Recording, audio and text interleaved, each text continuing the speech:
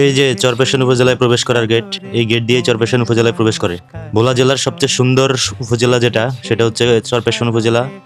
ভোলা জেলার ভিতরে যতগুলো পর্যটনীয় স্পট আছে তার বেশিরভাগই হচ্ছে ওই চরপেশন উপজেলা অবস্থিত। ভোলা জেলাকে যারা চিনেন না, অনেকে ভাবে ভোলা জেলা নাকি চর। ভাই, চর আর দ্বীপের পার্থক্য যদি না বোঝেন তাহলে কখনো মন্তব্য করবেন না। ভোলা হচ্ছে বাংলাদেশের একমাত্র দ্বীপ জেলা, কুইন আইল্যান্ড অফ বাংলাদেশ খ্যাত দ্বীপ জেলা। ভোলার সৌন্দর্য দেখতে হলে অবশ্যই আপনাকে চরপেশন আসতে হবে। চরপেশন না আসলে আপনি বুঝবেন না যে ভোলা জেলা কত সুন্দর।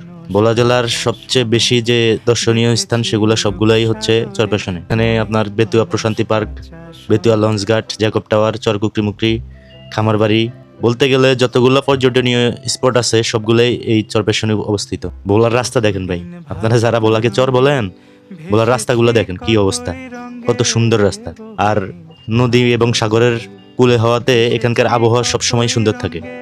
দেখেন কি জলমলে আবহাওয়া, কত সুন্দর পরিবেশ। আমার জেলা বলেই যে আমি গর্ব করি তা না, শুধু আমি কেন, আপনি যদি ভোলাতে একবার যান আপনিও বলবেন যে ভোলা জেলার মতো এত সুন্দর জেলা বাংলাদেশে দ্বিতীয়টি নেই।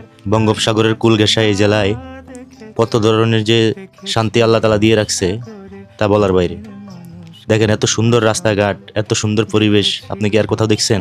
আবহাওয়াটাই অন্যরকম এখানকার। এখানে আপনি বাস্তবে না গেলে কখনো বুঝতে পারবেন না যে ভোলা জেলার আবহাওয়া কত সুন্দর এবং এই জেলাটাই প্রাকৃতিকভাবে যে কত সুন্দর। আপনি যতই যাবেন ততই মুগ্ধ হবেন, যতই ঘুরবেন ভোলায় ততই মুগ্ধ হবেন যে একটা জেলা এতটা সুন্দর কিভাবে হয়। আপনি ভোলা গেলে অবশ্যই ভোলার যতগুলো পর্যটনীয় স্পট আছে সবগুলোই ঘুরে আসবেন, খুব ভালো লাগবে আপনার। ধন্যবাদ।